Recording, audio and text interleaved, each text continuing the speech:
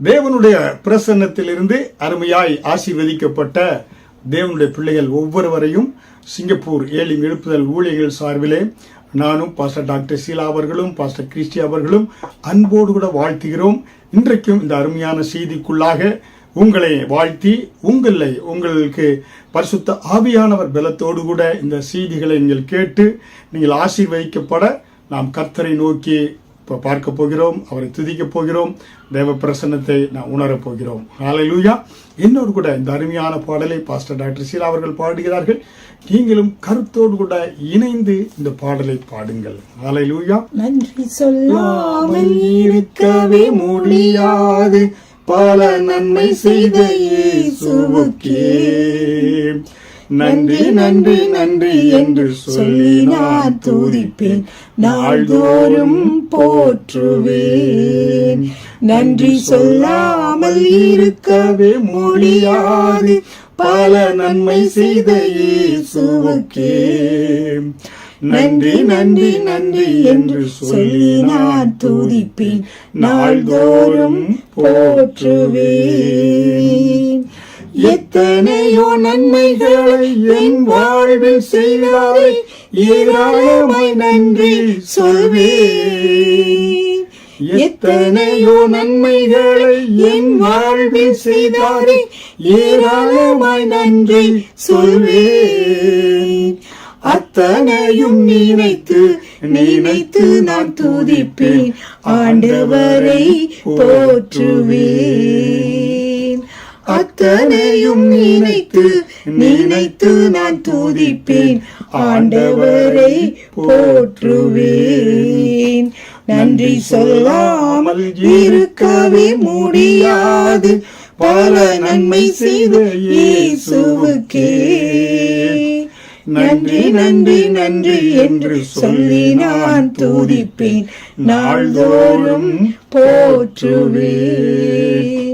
மரண பள்ளத்தாக்கில் நான் நடக்கும் போதெல்லாம் பாதுகாத்தீர் ஐயா. மரண பள்ளத்தாக்கில் நான் நடக்கும் போதெல்லாம் பாதுகாத்தீர் ஐயா.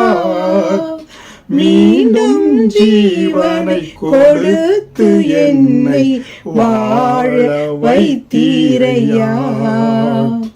மீண்டும் ஜீவனை கொடுத்து என்னை வாழ வைத்தீரையா. நன்றி சொல்லாமல் இருக்கவே முடியாது, பல நன்மை செய்த இயேசுவுக்கே நன்றி நன்றி நன்றி என்று சொல்லி நான் துதிப்பேன், நாள்தோறும் போற்றுவேன். ஹல்லேலூயா. நாம் ஒவ்வொரு நாளும் தேவன் செய்த நன்மைகளை நினைத்து அவரை துதிக்கின்ற பொழுது அவருடைய கிருபை நம்மேல் பெருகிறது. ஹல்லேலூயா. அதான் கிருபை பெருக வேண்டும் என்றால் அநேக ஸ்தோத்திரங்களினாலே கிருபை பெருகிறது என்று வேதவசனம் சொல்லுகிறது. ஒவ்வொரு நாளும் நீங்க காலையில் எழுந்து கர்த்தரை நன்றியோடு, ஆண்டவரே இந்த புதிய நாளை காண எனக்கு உதவி செய்தீராப்பா, நல்ல குடும்பத்தை கொடுத்தீர், நல்ல மனைவியை கொடுத்தீர், நல்ல பிள்ளைகளை கொடுத்தீர், நல்ல கணவனை கொடுத்தீர், நல்ல தேசத்தை கொடுத்தீர், நல்ல ஆவிக்குரிய திருச்சபையை கொடுத்தீர் என்று சொல்லி நீங்க கர்த்தரை துதிக்க துதிக்க காலைதோறும் உடைய கிருபை புதிதாக இருக்கிறது. அநேக ஸ்தோத்திரங்களினாலே கிருபை பெறுகிறது என்று சொல்லப்பட்டது போல கிருபை உங்க வாழ்க்கையிலே, உங்களை தனிப்பட்ட வாழ்க்கையிலே, குடும்ப வாழ்க்கையிலே தேவனுடைய அளவு கடந்த கிருபை, அவருடைய ஆசீர்வாதம் மலை உங்கள் மேல் நிரப்பும், உங்க வாழ்க்கையை நிரப்பி ஆசீர்வாதமாக மாற்றும். ஹல்லேலூயா. நாம் மறக்கவே கூடாது, தேவன் செய்த நன்றிகளை சொல்லாமல் இருக்கவே கூடாது. ஹல்லேலூயா. செய்து பாருங்க, கர்த்தர் உங்களை ஜீவனுள்ள சாட்சியாக இந்த பூமியிலே நிறுத்துவார். ஹல்லேலூயா. இன்றைக்கும் உங்களோடு கூட கர்த்தருடைய செய்தியை பகிர்ந்து கொள்ளும்படியான அதற்கு எடுத்துக்கொள்ளப்பட்ட தலைப்பு ஒரு மனம் நறுமணம். ஹல்லேலூயா. ஒரு மனமா இருக்கின்ற பொழுது அங்கே நறுமணம் வீசக்கூடியதாக இருக்கிறது. ஹல்லேலூயா. அதற்கு நம்ம சங்கீதம் 133வது அதிகாரத்தையும் பார்க்கலாம். ஆனால் இப்பொழுது அப்போஸ்தலர் 1வது அதிகாரமும் 2வது அதிகாரத்தை குறித்து உங்களோடு நான் பகிர்ந்து கொள்ள இருக்கிறேன். அப்போஸ்தலர் 1வது அதிகாரம் வசனம் 14 அங்கே அவர்கள் எல்லோரும் ஸ்திரீகளோடும் இயேசுவின் தாயாகிய மரியாளோடும் அவருடைய சகோதரரும் கூட ஒருமனப்பட்டு ஜெபத்திலும் வேண்டுதலிலும் தரித்திருந்தார்கள். Upper room experience. மேல் வீட்டு அறையிலே இயேசு உயிர்த்தெழுந்து விட்டார், பரமேறி சென்று விட்டார். அந்த மேல் வீட்டு அறையிலே அந்த அப்பர் ரூம் எக்ஸ்பீரியன்ஸ்ல அங்கே எல்லோரும் சீடர்கள் எல்லோரும், அதே போல ஸ்திரிகள், இயேசுவின் தாயாகிய மரியாள் ஆக அவருடைய சகோதரர்கள் ஒருமனப்பட்டு ஜெபத்திலும் வேண்டுதலிலும் தரித்திருந்தார்கள். அந்த மேல் வீட்டறையிலே அவர்கள் ஒருமனப்பட்டு ஜெபத்திலும் வேண்டுதலில் தரித்திருந்த பொழுது என்ன ஏற்பட்டது என்று நம்ம தொடர்ந்து பார்க்கலாம். அங்கே பரிசுத்த ஆவியான ஊட்டப்பட்டு ஆதி திருச்சபை அங்கே ஸ்தாபிக்கப்பட்டது என்று நம்ம பார்க்கிறோம். அப்போஸ்தலர் 2வது அதிகாரம் வசனம் 42 அவர்கள் அப்போஸ்தலருடைய உபதேசத்திலும் அந்யோன்யத்திலும் அப்பம் பிட்குதலிலும் ஜெபம் பண்ணிதிலும் உறுதியாய் தரித்திருந்தார்கள். ஒருமனப்படுகின்ற பொழுது அவர்கள் பாருங்க, அங்க இருக்கக்கூடிய எல்லாருக்கும் ஒரே மனம், ஒரே சிந்தை, ஒரே ஆவியானவர், ஒரே ரத்தத்தால் கழுவப்பட்டவர்கள், ஒரே இயேசு கிறிஸ்து, ஒரே தேவ ஆவியானவர். அப்ப எல்லாருக்கும் பசிக்க நேரம் ஒன்று போல சாப்பிட்டாங்க, ஒரே சாப்பாடை சாப்பிட்டாங்க, ஒரே அவர்களுக்கு எண்ணங்கள், ஜெப விண்ணப்பங்கள். அவங்க உறுதியாக அந்யோன்யத்திலும் அப்போஸ்தல உபதேசத்திலும் அந்யோன்யத்திலும் அப்பம் பிட்குதலும் பண்ணிதலும் ஜெபம் பண்ணிதலும் உறுதியாய் தரித்திருந்தார்கள். அவர்களுக்குள் என்ன இருந்தது? அந்யோன்யம் இருந்தது, ஒரு மனம் இருந்தது, அப்பம் பிட்குதல் இருந்தது. ஹல்லேலூயா. நம்ம திருச்சபைக்கு வரும்போது அப்பம் பிட்கிறோம். ஏன்னா அப்பம் என்பது என்ன? அதை ஆங்கிலத்தில் கம்யூனியன் என்று சொல்கிறோம். கம் யூனியன், வாருங்கள் ஒன்றாக நம்ம என்ன செய்வோம்? ஒருமனப்படுவோம், ஒன்றாக இருந்து அப்பத்தை நாம் புசிப்போம் என்று சொல்கிறது தான். ஹல்லேலூயா. கம் யூனியன் தான் கம்யூனியன் என்று சொல்கிறோம். வாருங்கள் ஒன்றாக ஒருமனமாக நாம் இணைந்து இயேசு கிறிஸ்துவனுடைய அந்த மரணத்தை உயிர்த்தெழுதலை நினைவு கூறக்கூடிய காரியம் தான் கம்யூனியன் என்று சொல்கிறோம். ஹல்லேலூயா. அப்ப ஒருமையோடு, ஒற்றுமையோடு கூட, ஒரு மனதோடு கூட கூடுகிற இடத்திலே அங்கே என்ன சார்? நறுமணம் வீசக்கூடியதாக இருக்கிறது. அங்கே பரிசுத்த ஆவியானவர் அசைவாடக்கூடியதாக இருக்கிறார். பரிசுத்த ஆவியானவர் அவர் மத்தியில் இறங்கி வந்து அவர்களை ஒவ்வொருவரையும் அபிஷேகத்தினால் நிரப்பினார். ஒவ்வொருவரும் அந்நிய பாஷையில பேச துவங்கினார்கள். வெளியே இருந்து வரக்கூடிய ஜனங்கள் பார்க்கிறாங்க, இவங்க உலக என்ன பல விதமான பாஷைகளை பேசுறாங்க, பரலோக பாஷையை பேசுகிறார்கள் என்று பார்த்து அவர்கள் ஆச்சரியப்பட்டார்கள் என்று பார்க்கிறோம். ஹல்லேலூயா. அப்ப தேவனுடைய திட்டம் என்ன? நாம் ஒரு மனமாய் இருக்க வேண்டும். ஒரு மனமாய் இருக்கின்ற பொழுதுதான் நறுமணம் வீசக்கூடியவர்களாய் இருப்போம். ஒரு மனம், ஒரே ஐக்கியம் உள்ளவர்களாக நாம் இருக்க வேண்டும்.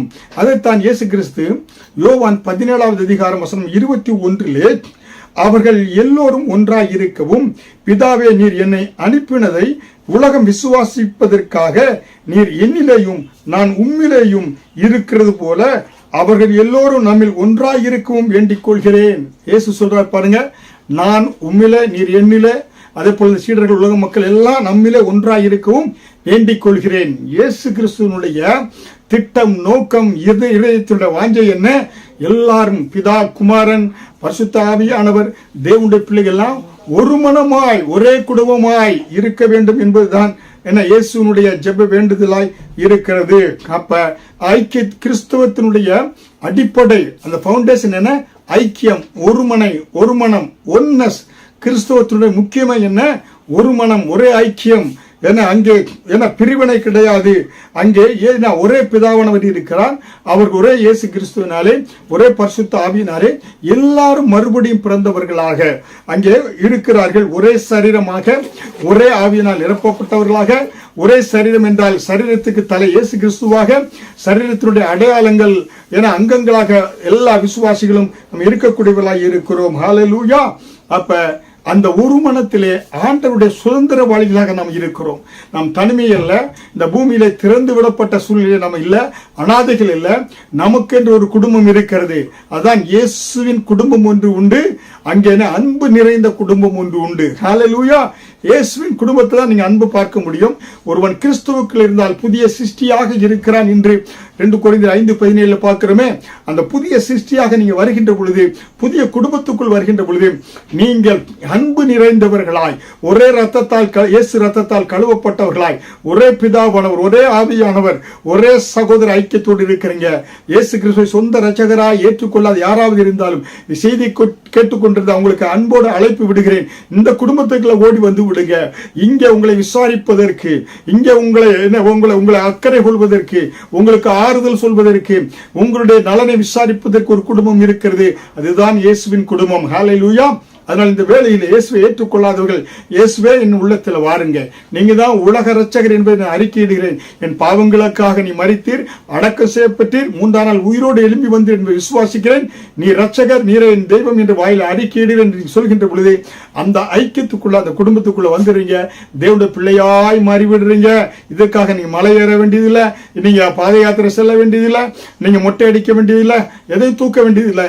இலகுவாய் வாயிலே அவரே இரட்சகர், உள்ளத்திலே இயேசு விசுவாசிக்கிறேன், பாவங்களுக்காக மரித்தார், அடக்கம் செய்யப்பட்டார், 3ஆம் நாள் உயிரோடு எழும்பினார் என்பதை விசுவாசிக்கிறேன். இவ்வளவுதான். இதை இலகுவாக சொல்கின்ற பொழுது அவருடைய பிள்ளைகளா இந்த ஐக்கியத்துக்குள்ள நீங்க வந்து விடுறீங்க. ஹல்லேலூயா.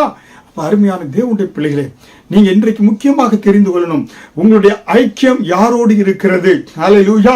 ஒரு கிறிஸ்தவ தேவனுடைய பிள்ளை என நீங்க ரட்சிக்கப்பட்டு ஆண்டவருடைய பிள்ளையா மாறுகின்ற பொழுது உங்களுடைய ஐக்கியம், உங்களுடைய அந்த ஒரு மனம், உங்களுடைய ஃபெல்லோஷிப் யாரோடு கூட இருக்கிறது என்பதை நீங்க தெரிந்து கொண்டால், இன்றைக்கு நான் உங்களோடு பகிர்ந்து கொள்ளக்கூடிய காரியம், யாரோடு நம்முடைய உறவு இருக்கிறது, யாரிடத்தில் நம்முடைய உறவு தேவையில்லை. நம்முடைய உறவு நாம் யாரோடு வைத்திருப்பதனாலே நமக்கு வரக்கூடிய ஆசீர்வாதங்கள் என்பதை குறித்து உங்களோடு நான் பகிர்ந்து கொள்ள இருக்கிறேன். செய்தியை கவனமாக கவனிங்கள். உங்களுக்கு இந்த செய்தி எனக்கு ஆசீர்வாதமாக இருந்ததினால்தான் நான் உங்களுக்கு இதை பகிர்ந்து கொள்கிறேன். ஹல்லேலூயா. அதனால நம்முடைய ஐக்கியம், நம்முடைய உறவு யாரோடு இருக்கிறது என்பதை வேத வசனத்தில் நீங்க தெரிந்து கொண்டால், நாம் யாரோடு இணைந்து வாழ வேண்டும், நாம் யாரோடு உறவாடி நம்ம ஐக்கியம் கொள்ள வேண்டும், அந்த நட்பு கொள்ள வேண்டும் என்பதை நீங்க தெரிந்து கொண்டால், ஒருமனப்பட்டு யாரோடு இருக்க வேண்டும் என்பதை எப்படி தெரிந்து கொள்வது? வேத வசனத்தில் பார்த்தால் 1 யோவான் 1ஆம் அதிகாரம் வசனம் 1 முதல் 13 பார்க்கின்ற பொழுது, ஆதி முதல் இருந்ததும் நாங்கள் கேட்டதும் எங்கள் கண்களினாலே கண்டதும் நாங்கள் நோக்கி பார்த்தும் எங்கள் கைகளினாலே தொட்டதுமாய் இருக்கிற ஜீவ வார்த்தையை குறித்து உங்களுக்கு அறிவிக்கிறோம். 1 யோவான் 1ஆம் அதிகாரம் வசனம் 1 முதல் 3 படிக்கிறேன். 1ஆவது வசனம் படிச்சுட்டேன். 2ஆவது வசனம், அந்த ஜீவன் வெளிப்பட்டது, பிதாவினிடத்தில் இருந்ததும் எங்களுக்கு வெளிப்பட்டதுமான நித்தியமாய் இருக்கிற அந்த ஜீவனை நாங்கள் கண்டு அதை குறித்து சாட்சி கொடுத்து அதை உங்களுக்கு அறிவிக்கிறோம். 1 யோவான் 1ஆம் அதிகாரம் வசனம் 3, நீங்களும் எங்களோடு ஐக்கியம் உள்ளவர்களாகும்படி நாங்கள் கண்டும் கேட்டும் இருக்கிறதை உங்களுக்கு அறிவிக்கிறோம். எங்களுடைய ஐக்கியம் பிதாவோடும் அவருடைய குமாரனாகிய இயேசு கிறிஸ்துவோடும் இருக்கிறது. யோவான் சொல்கிற பாருங்க, எங்களோடு ஐக்கியம் பண்ணுங்க. எங்களுடைய ஐக்கியம் யாரோடு இருக்கிறதா? பிதாவோடும் குமாரனாகிய இயேசு கிறிஸ்துவோடும் எங்களுடைய ஐக்கியம் இருக்கிறது என்று யோவான் சொல்கிறார். அப்போஸ்தலனாகிய யோவான் சொல்கிறார். ஹல்லேலூயா. அருமையான தேவனுடைய பிள்ளைகளே, யோவான் எப்படி சொல்றாரு? எங்களுடைய ஐக்கியம் அப்போஸ்தலரோடு இருக்கிறது, எங்களுடைய ஐக்கியம் பிதாவோடும் எங்களுடைய ஐக்கியம் இயேசு கிறிஸ்துவோடு கூட இருக்கிறது என்று சொல்கிறார். ஹல்லேலூயா. அப்படி நம்முடைய ஐக்கியம் யாரோடு இருக்கணும்? தேவனோடு, பிதாவோடு கூட, பரிசுத்த ஆவியானவரோடு கூட, தேவனுடைய பிள்ளைகளோடு, நம்முடைய சக விசுவாசிகளோடு கூட இருக்க வேண்டியது மிக மிக அவசியம் என்று வேதவசனம் சொல்கிறது. ஹல்லேலூயா. 1 யோவான் 1ஆம் அதிகாரம் 7ஆவது வசனத்திலே, அவர் ஒளியாய் இருக்கிறது போல நாமும் ஒளியிலே நடந்தால் ஒருவரோடுவர் ஐக்கியப்பட்டிருப்போம். அவருடைய குமாரனாகிய இயேசு கிறிஸ்துவின் ரத்தம் சகல பாவங்களை நீக்கி நம்மை சுத்திகரிக்கும். ஹல்லேலூயா. பாருங்க, இந்த ஐக்கியத்தில் வருகின்ற பொழுது இயேசு ஒளியாக இருக்கிறாரு, நாமும் ஒளியாக இருப்போம். நாம் இருளிலே நடக்க வேண்டிய தேவையில்லை. நாம் உலகத்திலே கண்ணீரிலே, கவலையிலே, கஷ்டங்களிலே, குடியிலே, வெறியிலே இப்படிப்பட்ட வாழ்க்கை வாழ வேண்டியதில்லை. அது இருளின் ராஜ்யம். நாம் இயேசு ஒளியின் ராஜ்யத்தில் இருக்கிறார். ஒளியிலே அவர் இருப்பது போல நாமும் அந்த ஒளியின் ராஜ்யத்துக்குள்ளாக, தேவ ராஜ்யத்துக்குள்ளே நாம் வந்து விடுவோம். ஏனென்றால் நம்முடைய ஐக்கியம் பிதாவோடும் இயேசுவோடு கூட இருக்கிறது. ஏனென்றால் இயேசு கிறிஸ்துவின் ரத்தம் நம்முடைய சகல பாவங்களை நீக்கி நம்மை சுத்திகரித்திருக்கிறது என்று சொல்கிறார். ஹல்லேலூயா. அருமையான தேவனுடைய பிள்ளையே, நீங்க எப்படிப்பட்ட பாவியா இருந்தாலும் கவலைப்பட தேவையில்லை. என்ன ஆண்டவர் ஏற்றுக்கொள்வாரா? நான் பாவியிலும் பயங்கரமான பாவியோ என்று நீங்க நினைக்க வேண்டாம். இயேசு கிறிஸ்து ரத்தம் சகல பாவங்களை நீக்கி உங்களை சுத்திகரிக்கும், அவருடைய பிள்ளையாய் மாற்றும், இந்த ஐக்கியத்துக்குள்ள உங்களை கொண்டு வரும். ஹல்லேலூயா. அதனால நீங்க கவலைப்படாதீங்க. உங்களுடைய பாவங்கள் எப்படிப்பட்ட பாவங்களா இருந்தாலும், ரத்தாம்பரம் போல உங்க சிவப்பாய் உங்க பாவம் இருந்தாலும் வெண்மையான பஞ்சை போல மாற்றுவேன் என்று இயேசு சொல்லுகிறார். ஹல்லேலூயா. அதற்காகத்தான் இந்த பூமிக்கு இயேசு வந்தார். அவர் வந்து இறங்கி ரத்தத்தை சிந்தி, அவர் சிலுவையிலே தொங்கி கடைசி சொட்டு ரத்தத்தை சிந்தி மரித்து அடக்கம் செய்யப்பட்டு முன்னானால் உயிரோடு எழும்பினார். ஹல்லேலூயா. அப்ப நம்முடைய சகோதரர்கள் எல்லாம் இயேசு கிறிஸ்துவுக்குள்ள ஐக்கியத்துக்குள்ள வந்துட்டீங்கன்னா நாம் எல்லோரும் உடன் பிறந்தவர்கள், சகோதர சகோதரிகளாக மாறுகிறோம். ஹல்லேலூயா. சகோதரர் அப்படின்னா சக உதிரம் உடையவர். சக உதிரம் என்றால் சகோ என அந்த வந்து உதிரம், ஒரே உதிரத்தை உடையவர்கள் என்றால் இயேசு கிறிஸ்து ரத்தம் நம்ம அனைவரையும் ஒரே ரத்தம் கழுவப்பட்டிருக்கிறது. அதனாலே சகோதரர், சக உதிரம், ஒரே ரத்தத்தால் கழுவப்பட்டவர்கள், சகோதரி ஒரே ரத்தத்தால் கழுவப்பட்டவள், இயேசு கிறிஸ்து என்ற ஒரே ரத்தத்தால் கழுவப்பட்டதினாலே நாம் சகோ உதிரராக, சகோதரராக, சகோதரியாக நாம் இருக்கிறோம். நாம் ஒவ்வொருவரும் ஒற்றுமையோடு இந்த பூமியில வாழ அழைக்கப்பட்டிருக்கிறோம். இயேசு அதற்காகத்தான் இந்த பூமியிலே நாம் என்ன அனாதைகள் அல்ல, நமக்கு ஒரு தகப்பன் பிதா இருக்கிறார். நாம் இயேசு நம்ம ஒரு தாயை போல தேற்றக்கூடியவராக இருக்கிறார். நாம் எல்லாம் ஒரே வயிற்று பிள்ளைகளாக, இந்த பிசிக்கலாக சரீரப்பிரகமா இல்லை என்றாலும் இயேசு கிறிஸ்து ரத்தத்தினால் நாம் கழுவப்பட்டவர்களாக, சகோதரர்களாக, சகோதரிகளாக இந்த பூமியிலே நாம் இருக்கிறோம். ஹல்லேலூயா. நம்முடைய ஐக்கியம் யாரோடு இருக்க வேண்டும்? சகோதரர் கூட, சக உதிரத்தால் கழுவப்பட்ட, இயேசுவின் ரத்தத்தால் கழுவப்பட்ட தேவனுடைய பிள்ளைகளோடு கூட நம்முடைய ஐக்கியம் இருக்க வேண்டும். பிதாவோடு கூட, தேவனோடு கூட, பரிசுத்த ஆவியானவர் கூட நம்முடைய ஐக்கியம் இருக்க வேண்டியது அவசியமாக இருக்கிறது. பாருங்க, யோவான் 7வது அதிகாரம் வசனம் 5 இயேசுவை தன் சொந்த சகோதரர்களை அவர் ஏற்றுக்கொள்ளல, விசுவாசிக்கல. ஆனால் நாம் இயேசு கிறிஸ்துவின் ஏற்றுக்கொண்ட ஒவ்வொருவரும் ஒரே ரத்தத்தால் கழுவப்பட்டு ஒருமனப்பட்டு ஐக்கியத்தோடு நாம் வாழ வேண்டியது மிக மிக அவசியமாக இருக்கிறது. ஹல்லேலூயா. அருமையான தேவனுடைய பிள்ளைகளே, அதனால்தான் நீங்க பாருங்க, முக்கியமாக ஒன்றை தெரிந்து கொள்ளணும். வெளிப்படுத்தல் விசேஷத்துல 7 சபைகளை குறித்து ஆண்டவர் அங்க சொல்லுகிறார். புரியுங்களா? அவர் என்ன 7 சபைகள்ல ஒரு சபையை குறித்து ஆண்டவர் பாராட்டுகிறார். பாத்தீங்கன்னாக்க, எபேசு சபையே, உன்னுடைய விளக்கு தண்டை நீக்குவேன், நீ உன்னை இருள்மயமாக மாற்றுவேன் என்று சொல்லி ஆண்டவர் சொல்கிறார். அதே போல பாத்தீங்கன்னாக்க சிமிர்னா சபையை, உன்னிடம் தூஷணம் உண்டு என்று அந்த சபையை குறித்து ஆண்டவர் சொல்கிறார். பெர்கமு சபையை குறித்து, நீ விக்கிர வழிபாட்டிற்கு பெயர் போனவன் என்று ஆண்டவர் சொல்கிறார். தியாத்ரா சபையை, உன்னை கட்டில் கிடையாக்குவேன் என்று ஆண்டவர் சொல்கிறார். சர்து சபையை, நீ வந்து திருடனை போல் உன்மேல் வருவேன், நீ தூங்கு மூஞ்சி என்று ஆண்டவர் சொல்கிறார். லவோதிக்க சபையை, உன்னை நான் வாந்தி பண்ணு போடுவேன், நீ குளிருமல்ல அனலும் அல்ல என்று சொல்லி ஆண்டவர் சொல்கிறார். ஆனால் ஒரு சபையை ஆண்டவர் பாராட்டக்கூடியவராய் இருக்கிறார். 7 சபையிலே ஒரு சபையை ஆண்டவர் பாராட்டக்கூடியவராய் இருக்கிறார். அந்த சபையின் பேரு பிலதெல்பியா. புரியுங்களா? பிலதெல்பியா சபையை குறித்து ஆண்டவர் பாராட்டுகிறார். காரணம், பிலதெல்பியா என்று கிரேக்க மொழியில பார்க்கின்ற பொழுது அது என்னன்னாக்கா சகோதர சிநேகம், brotherly love, city of brotherly love என்று சொல்லக்கூடிய அந்த ஒரு பட்டணம், ஏன்சியன் சிட்டி ஆஃப் லீதியா, அந்த பட்டணம் பிலதெல்பியா அங்கே இருக்கிறது. அதுக்கு பிரதர்லி லவ் என்று அர்த்தமா. சகோதர சிநேகம் உள்ள திருச்சபையை பிலதெல்பியா சபையை என்று ஒரு சபையை ஆண்டவர் பாராட்டக்கூடியவராக இருக்கிறார். ஏனென்றால் அங்க ஒருவருக்கொருவர் ஒற்றுமையோடு வாழ்கிறாங்க. அவர்கள் அன்பை மட்டும் அந்த சபையில பொழிகிறார்கள். அப்படிப்பட்ட சபையை தான் 7 திருச்சபையில பிலதெல்பியா திருச்சபையை கர்த்தர் பாராட்டக்கூடியவராக இருக்கிறார். அவங்க எப்படிப்பட்டவர்களாக இருந்தாங்க?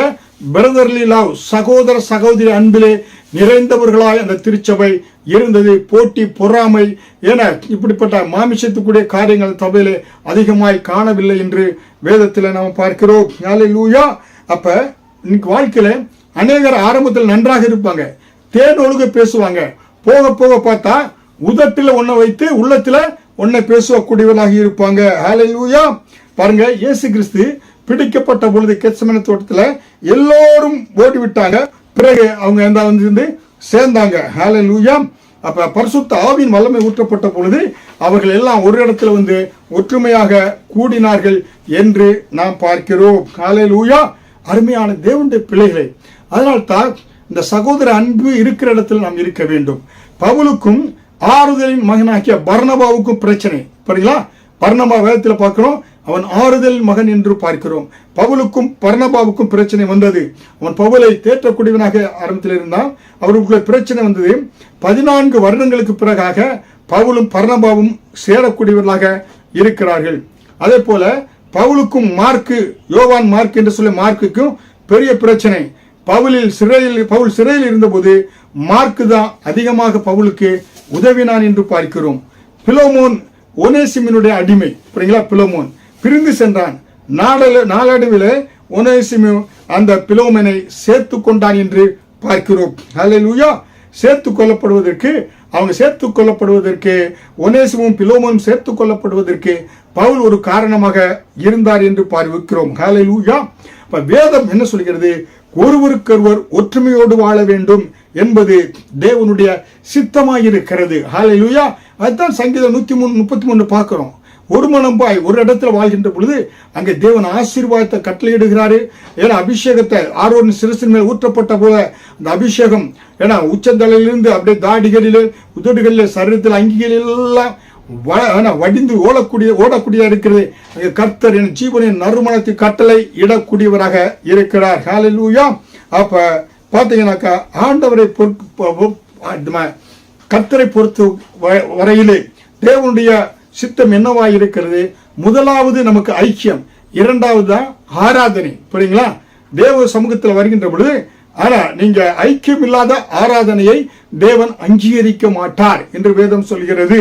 மத்தேயு 5வது அதிகாரம் வசனம் 23-24 பார்த்தா, ஆகையால் நீ பலிபீடத்தினிடத்தில் உன் காணிக்கை செலுத்த வந்து உன் பேரில் உன் சகோதரனுக்கு குறைவு உண்டென்று அங்கே நினைவு கூறுவாய் ஆகில்.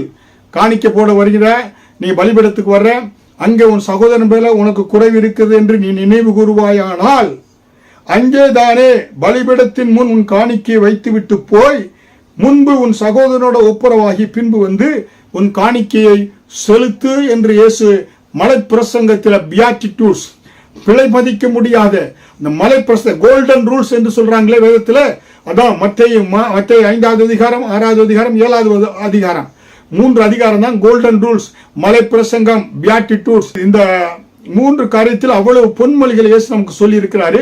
அதுல சொல்லக்கூடியது, உன் சகோதரனிடத்தில் உன் குறைவு இருக்குன்னா நீ காணிக்கை போடுவதற்கு முன்பாக அவனிடத்தில் ஒப்புரவாய் கொண்டு வந்து நீ காணிக்கை செலுத்து. அப்பொழுதுதான் அந்த காணிக்கை அங்கீகரிக்கப்படும். அந்த காணிக்கை மூலம் உனக்கு ஆசீர்வாதம் கிடைக்கும் என்று சொல்கிறார். ஹல்லேலூயா. அப்ப முன்பு ஒப்புரவு, பின்பு காணிக்கை, முன்பு ஐக்கியம், பின்பு ஆராதனை. ஹல்லேலூயா. அப்ப நம்முடைய அருமையான தேவனுடைய பிள்ளைகளே, நம்முடைய ஐக்கியம் யாரோடு இருக்கிறது? பிதாவோடு கூட, குமாரனோடு கூட, பரிசுத்த ஆவியானவர் கூட, தேவ விசுவாசிகளோட, சகோதரர்கள் கூட, சக உதிரத்தால் கழுவப்பட்டவர்களோட நம்முடைய ஐக்கியம் இருக்கிறது என்று பார்க்கிறோம். ஹல்லேலூயா. இப்படியாக நாம் அனுதினமும் வாழ வேண்டும். ஹல்லேலூயா. இதுதான் கிறிஸ்தவ ஜீவியம். கிறிஸ்தவ ஜீவியத்திலே நாம் தேவனை ஏற்றுக்கொள்ளாத பிள்ளைகளை அந்த ஐக்கியத்துக்குள்ள கொண்டு வந்து ஒரே ரத்தத்தால் கழுவப்பட்டு அப்பொழுது ஒரே சிந்தனையோடு இருப்போம், ஒரே ஆவிக்குரிய சிந்தனையோடு இருப்போம். உலக காரியங்கள், பிசாசின் காரியங்கள் வராதபடி உலகத்தோடு நீ ஒட்டு வாழ்ந்தானாக்கா அங்க பிரச்சனை வரும். நீங்க ஒன்றை சிந்திப்பீங்க, நீங்க சர்ச்சுக்கு போகணும்பீங்க, தேவன் பிரேயருக்கு செல்வனுமே சினிமாவுக்கு கூப்பிடுவோம், இல்ல மது குடிக்க கூப்பிடுவோம். அங்கே ஒரு மனம் இருக்காது, பிரச்சனைகள், போராட்டங்கள் வரக்கூடியதாக இருக்கும். ஹல்லேலூயா. அப்ப அருமையான தேவனுடைய பிள்ளைகளே, உங்களுடைய ஐக்கியம் யாரோடு இருக்க வேண்டும்? ஒரே பிதாவோடு, ஒரே குமாரனோடு, ஒரே பரிசுத்த ஆவியானவரோடு, ஒரே தேவ பிள்ளைகளோடு, தேவ ரத்தத்தால் சக உதிரம் இயேசுவின் ரத்தத்தால் கழுவப்பட்ட சகோதர சகோதரிகளோடு உங்கள் ஐக்கியம் இருக்க வேண்டும். அப்படியாக நீங்க அனுதினமும் இப்படிப்பட்ட ஐக்கியத்திலே வாழ வேண்டும். ஆதி திருச்சபை இப்படியாக அனுதினமும் அவர்கள் சக ஒருமனப்பட்டாங்க, ஒரே ஐக்கியத்தோடு இருந்தாங்க, ஒரே அவங்க அப்பம் பிற்கதில் இருந்தாங்க, ஒரே ஜெப வேண்டுதல்ல தரித்து இருந்தார்கள். ஆதி திருச்சபையிலே பரிசுத்த ஆவியானவர் அசைவாடினார். ஆதி திருச்சபை வளர்ந்தது, பெருகியது, 3000, 5000, 5000 என்று பெருக ஆரம்பித்தது என்று பார்க்கிறோம். ஹல்லேலூயா. ஒன்று நம்முடைய ஐக்கியம் பிதாவோடு, குமாரனோடு, பரிசுத்த ஆவியானவரோடு. அடுத்ததாக தேவ பிள்ளைகளோடு நம்முடைய ஐக்கியம். இரண்டாவதாக நம்முடைய உறவு யாரோடு இருக்கக்கூடாது, நம்முடைய நட்பு யாரோடு இருக்கக்கூடாது என்று வேதவசனம் சொல்கிறது என்றால், 1 கொரிந்தியர் 10வது அதிகாரம் முழுவதும் படிக்கலாம்.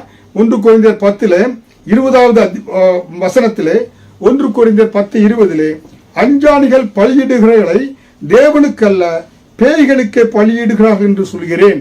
நீங்கள் பேய்களோட ஐக்கியமாய் இருக்க எனக்கு மனதில்லை. பேய்கள் என்று சொன்னா மற்ற மதத்தினர். பேய்கள்னா இந்த பாத்தீங்கன்னா ஒரு தலை விரிச்சு போட்டு வெள்ளை இதோடு கூட காலில் அப்படியே பறந்து போயிட்டு இருக்கு, அதுல பேய் இல்லை. பாருங்க, மற்ற மதத்தினர் ஹல்லேலூயா, அதாவது விக்கிரங்களை வழிபடக்கூடியவர்களை குறித்து அங்க சொல்லப்பட்டிருக்கிறது. புற மார்க்கத்தாரை குறித்து சொல்லப்பட்டிருக்கிறது. ஹல்லேலூயா. நீங்க அவங்கள ஆண்டவருக்குள்ள கொண்டு வரீங்களா, ஒரு ஐக்கியத்துக்குள்ள வளர்றீங்க. எபேசியர் 5வது அதிகாரம் வசனம் 15 என்று சொல்கிறது, ஆனபடியினாலே நீங்கள் நாணமற்றவர்களைப் போல நடவாமல் நாணம் உள்ளவர்களைப் போல கவனமாய் நடந்து கொள்ளுங்கள். ஹல்லேலூயா. நாணம் இல்லாதவர்கள் போய் நடக்காம நாணம் உள்ளவர்களோட நடந்து கொள்ள பார்த்து சொல்லப்பட்டிருக்கிறது. நாணம்னா ஒரு விசுவாசி எதை சாப்பிட எதை சாப்பிடக்கூடாது, யாரோடு உறவு வைக்கணும் எதை வைக்கக்கூடாது. இப்படிப்பட்ட அந்த நாணத்தோடு, உங்களுக்கு நாணம் உள்ளவர்களோடு என்ன இருக்கணும், நடந்து நாணம் மற்றவர்களோடு நடப்பதில் கவனமாக இருக்க வேண்டும் என்று சொல்லப்பட்டிருக்கிறது. அதனால் எபேசியர் 5:16 நாட்கள் பொல்லாதவையானதால் சகலத்தையும் பிரயோஜனப்படுத்திக் கொள்கள் என்று சொல்லப்பட்டிருக்கிறது. ஹல்லேலூயா. தேவனுடைய பிள்ளைகளே, 1 கொரிந்தியர் 5வது அதிகாரம், அதாவது 1 பேதுரு 2வது அதிகாரம் வசனம் 9, 1 பேதுரு 2வது அதிகாரம் 9வது வசனத்தில், நீங்களோ அந்தகாரத்தினின்று தம்முடைய ஆச்சரியமான ஒளியினிடத்திற்கு வரவழைத்தவருடைய புண்ணியங்களை அறிவிக்கும்படிக்கு தெரிந்து கொள்ளப்பட்ட சந்ததியும் ராஜரிகமான ஆசாரிய கூட்டமாயும் பரிசுத்த ஜாதியாயும் அவருக்கு சொந்தமான ஜனமுமாய் இருக்கிறீர்கள். ஹல்லேலூயா. பாருங்க, சொல்லப்பட்டிருக்கிறது, அந்தகாரத்தினின்று தம்முடைய ஆச்சரியமான ஒளியினிடத்திற்கு. இயேசுவை கொள்ளாத பொழுது என் வாழ்க்கை அந்தகாரத்தில் இருந்தது. ஏன்னா பார்த்த விக்கிர ஆராதனை, மந்திரம், பில்லி சூனியங்களிலே அநேக இழப்புகள். ஆனால் இயேசுவை ஏற்றுக்கொண்ட பொழுது அவருடைய புண்ணியங்களை அறிவிக்கும்படி தெரிந்து கொள்ளப்பட்ட சந்ததி, ராஜரீக ஆசாரிய கூட்டம், பரிசுத்த ஜாதி, அவருக்கு சொந்தமான ஜனமாய். நாங்கள் சிங்கப்பூருக்கு தேசத்துக்கு வருகின்ற பொழுது தேவனுடைய பிள்ளையா இருந்தாலும் திருச்சபைக்கு சென்றோம். நான் முதல்ல வந்துட்டு மனைவியை கொண்டு வந்தேன். எங்களுக்கு வழி தெரியாது, ஒன்றும் எங்க இருக்குன்னு தெரியாது, தங்குவதற்கோ வேலைகள் தேடுவதற்கோ. ஆனால் திருச்சபைக்கு சென்ற பொழுது அந்த திருச்சபை போதகர், அந்த உதவி போதகர், அதே போல் திருச்சபை விசுவாசிகள், நீங்க இங்க போங்க, இங்க உங்களுக்கு வீடு இருக்கிறது, இதுல நீங்க மினிஸ்ட்ரி ஆஃப் எஜுகேஷன்ல போய் நீங்க ரெஜிஸ்டர் பண்ணுங்க, உங்களுக்கு வேலை கிடைக்கும். பாருங்க, அதான் ஏன் அந்த தேவ பிள்ளைகளோடு கூட ஐக்கியம் இருக்க வேண்டும் என்று சொன்னா, நான் இந்த உலகத்தில் அனாதைகள் அல்லங்க, நமக்கொன்று ஒரு கூட்டத்தை ஆண்டவர் வச்சிருக்கிறார். புரியுங்களா? அந்த கூட்டத்தோட போகின்ற பொழுது தேவனுடைய பிள்ளைகளுக்கு பாதுகாப்பு. இன்றைய வரை நாம் அநேக ஜெப கூட்டங்களுக்கு அநேக இடங்களுக்கு சொல்லுகின்ற பொழுது தேவனுடைய பிள்ளைகளோடு இருக்கின்ற பொழுது அது பெரிய ஆசீர்வாதம். ஒருவருக்கொருவர் என உதவி செய்யக்கூடிய, ஒருவருக்கொருவர் ஒத்தாசை, ஆலோசனை, இப்படியாக இருக்கிறது ஆசீர்வாதத்தை பார்க்கிறோம். ஹல்லேலூயா. அதனாலே நம்முடைய ஐக்கியம், ஒளிக்கும் இருளுக்கும் சம்பந்தம் ஏது? ஹல்லேலூயா. புற ஜாதி மார்க்கத்தாரை நாம் என்ன ஆண்டவர் ஐக்கியத்துக்குள்ளா எல்லாக்கும் போது நாணவான்களாக நடந்து கொள்ள வேண்டும் என்று வேதம் சொல்கிறது. 2 கொரிந்தியர் 6வது அதிகாரம் வசனம் 14 முதல் 17, அந்நிய நுகத்திலே அவிசுவாசிகளில் பிணைக்கப்படாதிருப்பீர்களாக, கிறிஸ்துவுக்கும் பேலியாளுக்கும் இசைவேது, அவிசுவாசியோட விசுவாசிக்கு பங்கேது, நீங்கள் தேவனுடைய ஆலயமாய் இருக்கிறீர்கள். ஹல்லேலூயா. பாருங்க, நீங்க திருமணம் முடிச்சிட்டீங்க, நீங்க ரட்சிக்கப்படுறீங்க, நீங்க மட்டும் ரட்சிக்கப்பட்டிருக்கீங்க, கணவன் ரட்சிக்கப்படல. அப்ப அவிசுவாசோடு நோக்கி என்ன எப்படி பிணைக்கப்படக்கூடாது இருக்காங்களே வசனம் சொல்லுது, கணவனை கட் பண்ணி விட்டுறா இல்ல. நீங்க அவரை நேசித்து, கிறிஸ்து நேசிப்பது போல உங்களை நேசிப்பது அவரை நேசித்து உங்க அன்பை காண்பிக்கின்ற பொழுது அவரும் இந்த ஐக்கியத்துக்குள்ளாக வந்து விடுவார். ஹல்லேலூயா. அதனால இந்த காரியத்திலே நாணம் உள்ளவர்களாக நீங்க நடந்து கொள்ள வேண்டும் என்று என நமக்கு வேதவசனம் எச்சரிக்கை செய்யக்கூடியதாக இருக்கிறது. ஹல்லேலூயா. அதே போல 1 கொரிந்தியர் 10:20 விக்கிரகத்திற்கு விலகி ஓடு என்று சொல்லப்பட்டிருக்கிறது. Free from ideal worship. புரியுங்களா? அப்ப நீங்க தேவனுடைய ஆலயமாய் இருக்கிறீங்க. தேவனுடைய பிள்ளைகளே, இந்த காரியத்தில் கவனமா இருக்கும். உங்களுடைய ஐக்கியம் யாரோடு இருக்க வேண்டும்? பிதாவோடும் குமாரனோடும் பரிசுத்தாவியானவரோடும் தேவனுடைய பிள்ளைகளோடு இருக்கணும். தேவ பிள்ளைகளோடு உங்களுடைய ஐக்கியம் யாரோடு இருந்தாக்க, ஏன்னா அதை நீங்க இருளில் இருக்கிறீங்க, இருளில் இருக்க பிள்ளைகளோட இல்ல, நீங்க வெளிச்சத்தில் இருக்கீங்க. வெளிச்சத்தின் பிள்ளைகளாக இருக்கிற நீங்க இருளில் இருக்கிற பிள்ளைகளை வெளிச்சத்துக்கு நடத்தி நீங்க ஏன்னா தேவனுடைய பிள்ளைகளாக இருக்கிற நீங்க இந்த காரியத்தில் கவனமாய் இருந்து நீங்கள் கர்த்தருடைய வேத வசனத்தை நடக்கின்ற பொழுது கர்த்தர் உங்களை ஆசீர்வதிப்பார், உங்களுடைய ஐக்கியத்தை பெருக பண்ணுவார். இந்த நாளில் கூட உங்களுடைய உறவு யாரோடு இருக்க வேண்டும், உங்களுடைய உறவு யாரோடு இருக்கக்கூடாது என்று சொன்னேன். அதனால் இந்த உறவின் மூலம் என்ன ஆசீர்வாதம் இருக்கிறது என்று அடுத்த தொடரில் உங்களோடு சொல்கிறேன். நன்றாக கவனியுங்கள். கேட்ட ஒவ்வொரு பிள்ளை இந்த வாரம் முழுவதும் கர்த்தர் கண்ணின் கண்மணி போல தீங்குக்கு, வியாதிகளுக்கு, விபத்துக்கு, கிட்னி வியாதிகளுக்கு, மூட்டு வியாதிகளுக்கு, பிரஷருக்கு, ஹார்ட் அட்டாக்கு, எல்லா வியாதிகளுக்கு விலக்கி பாதுகாத்து தேர்வு எழுதுகிற ஒவ்வொரு பிள்ளைகளுக்கு நல்ல ஞானத்தை கொடுத்து, வெற்றி ஜெயத்தை கொடுத்து, வேலை தேடுகிற வேலைகளை கொடுத்து, இன்கிரிமெண்ட் ப்ரொமோஷனை கொடுத்து, குடும்பத்தில் சமாதானம், பிள்ளைகள் எல்லாவற்றையும் கொடுத்து கர்த்தர் அற்புதமாக நடத்துவார். தொடர்ந்து காத்துக்கொள்வார், ஆசீர்வதிப்பார். இயேசு மூலம் ஜெபிக்கிறேன் ஜீவனுள்ள நல்ல பிதாவே, ஆமென். கர்த்தர் உங்களை ஆசீர்வதிப்பாராக.